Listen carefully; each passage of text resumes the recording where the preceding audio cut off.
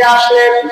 হযরত বেলাল রাদিয়াল্লাহু আনহুকে ডেকে বলল, বেলাল, এমন কি আমল তুমি করো আমাকে শোনাও।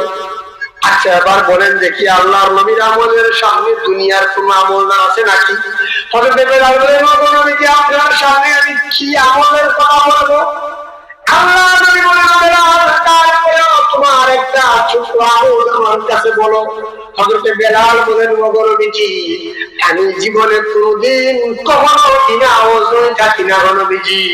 আমার যখন ওযু ছুটে যায়, আমার যখন ওযু চলে যায়, সঙ্গে সঙ্গে ওযু করি। আর ওযুর ইহতিমামের জন্য 2 রাকাত নফল নামাজ আদায় করি। রাসূলুল্লাহ দেখে বলেন, বেলাল এই আমল তুমি জীবনে কোনদিন কখনো ছেড়ে দিও না। কারণ পবিত্র মেরাজের রাতে জিবরাইল আলাইহিস সালাম যখন আমায় সিদরাতুল মুনতাহায় একা ছেড়ে চলে গিয়েছিলেন, তখন আমার একা একা বড় একাকিত্ব ভাব মনে হলো। তখন আমার মনে হয়েছিল তুমি বেলাল সিদরাতুল মুনতাহায় আমার চতুর্দিকে হাঁটতেছো। এজন্য নফল ইবাদতের নফল আমল করবেন, নফল ওযু করে নফল নামাজ পড়ার চেষ্টা করবেন। তাহিয়াতুল ওযু রাসূলুল্লাহ সাল্লাল্লাহু আলাইহি ওয়াসাল্লাম একদিন সামান্য পানি দিয়ে ওযু করলেন, ইস্তেনজা শেষ করে ওনার খাদিম হযরত আনাস থেকে বলেন, নবীজি আপনি আমাকে বললে তো আমি আপনার সামনে ওযুর পানি এগিয়ে নিয়ে দিতাম, আপনি এটা বললেই তো পারতেন। আল্লাহর নবী বলেন, আনাস তোমার প্রতি যে আমি নবী আসতে পারবো এর তো কোনো গ্যারান্টি নাই।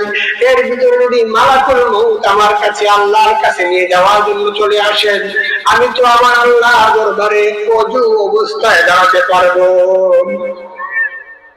এজন্য যখনই ওযুর প্রয়োজন হবে, যখনই কোরআন তিলাওয়াতের জন্য ওযু করবেন কিংবা এমনিতেই নামাজের জন্য যখন ওযু করবেন, 2 রাকাত তাহিয়াতুল ওযু নামাজ আদায় করার চেষ্টা করবেন।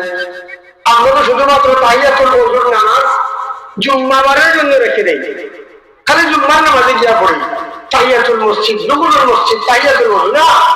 আপনি যখন ওযু করবেন 2 রাকাত নফল নামাজ পড়বেন, এটা ওযুর ইহতিমাম। যে কোনো মসজিদে আপনি ঢুকেন, যদি সময় থাকে সুন্নতের সুন্নত তো পড়বেন, সুন্নত করার আগে 2 রাকাত নফল মসজিদ পড়বেন। কারণ যত জায়গায় আপনি সিজদা দেবেন, যত জায়গায় আপনি আপনার কপাল লাগাবেন, কত জায়গা কাল কিয়ামতের দিন আল্লাহ রাব্বুল আলামিনের দরবারে আপনার জন্য সাক্ষ্য হবে, আল্লাহ অমুক জায়গায় তোমার অমুক বান্দা অমুক বান্দি আমাকে সিজদা করেছে। আসুন আমার ভাইরা, যে কথা বলছিলাম